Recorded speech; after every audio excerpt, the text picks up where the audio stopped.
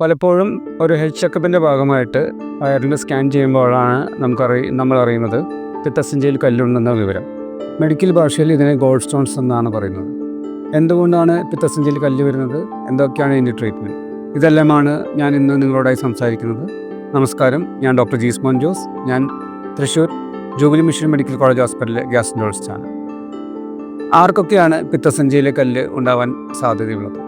സാധാരണയായി പ്രായം കൂടുന്തോറും പിത്തസഞ്ചിയിലെ കല്ല് വരാൻ സാധ്യത കൂടുതലാണ്. പുരുഷന്മാരെ അപേക്ഷിച്ച് സ്ത്രീകൾക്ക് പലപ്പോഴും പിത്തസഞ്ചിയിലെ കല്ല് വരുന്നത് സാധ്യത കൂടുതലാണ്. അതുപോലെ പ്രഗ്നൻസി ഒരു റിസ്ക് ഫാക്ടറാണ് പിത്തസഞ്ചിയിലെ കല്ല് വരാനായിട്ട്. ഇതുകൂടാതെ ഷുഗറുള്ള ആൾക്കാർക്ക്, കൊളസ്ട്രോൾ ഉള്ള ആൾക്കാർക്ക്, പൊണ്ണത്തടി, ഒബീസിറ്റി ഉള്ള ആൾക്കാർക്ക് ഇവർക്കെല്ലാം പിത്തസഞ്ചിയിലെ കല്ല് വരാനുള്ള സാധ്യത കൂടുതലാണ്. പിത്തസഞ്ചി എന്ന് പറയുന്നത് നമ്മുടെ ശരീരത്തിൻ്റെ ലിവറിന് താഴെ സ്ഥിതി ചെയ്യുന്ന ഒരു അവയവമാണ്. അതിൻ്റെ മെയിൻ ഫങ്ഷൻ എന്ന് പറയുന്നത് പിത്തം സ്റ്റോർ ചെയ്യുക എന്നുള്ളതാണ്. പിത്തം ഉണ്ടാക്കുന്നത് ലിവറാണ്, സ്റ്റോറേജ് ഫങ്ഷനാണ് പിത്തസഞ്ചി ചെയ്യുന്നത്. പലപ്പോഴും പിത്തസഞ്ചിയിലെ കല്ല് യാതൊരു വക സിംറ്റംസും ഇല്ലാതെ സ്കാൻ ചെയ്യുമ്പോൾ കണ്ടുപിടിക്കുന്നതാണ്. ഇവർക്കൊന്നും യാതൊരു വക ട്രീറ്റ്മെൻറ്റും ആവശ്യമില്ല. എപ്പോഴാണ് ട്രീറ്റ്മെൻറ്റ് ആവശ്യമുള്ളത്? സിംറ്റംസ് ഉണ്ടെങ്കിൽ. എന്താണ് ഇതിൻ്റെ ലക്ഷണം?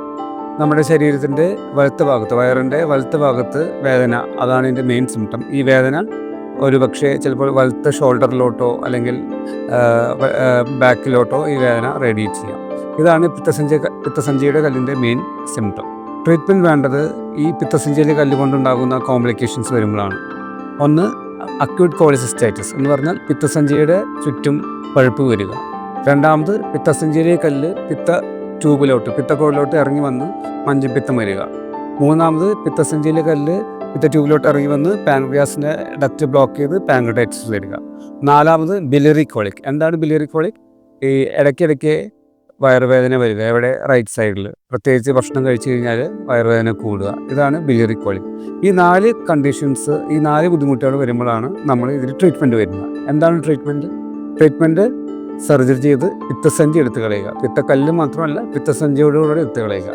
ഇപ്പോൾ അത് കീ ഹോൾ വഴി, അതായത് ലാപ്രോസ്കോപ്പി വഴിയാണ് എല്ലാ ഹോസ്പിറ്റലിലും പിത്തസഞ്ചി എടുത്ത് കളയുന്നത്. ഇത് വളരെ സേഫായിട്ടുള്ളൊരു ഓപ്പറേഷനാണ്.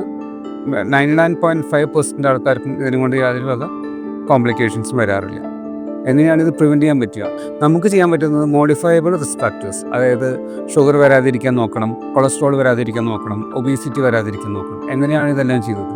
ചിട്ടയായ ഭക്ഷണ രീതിയും വ്യായാമത്തിൻ്റെ കൂടെ നമ്മൾ പൊണ്ണത്തടി ഒഴിവാക്കുക, ഷുഗറോ പ്രഷറോ കൊളസ്ട്രോൾ എന്നീ അസുഖങ്ങൾ ഒഴിവാക്കുക.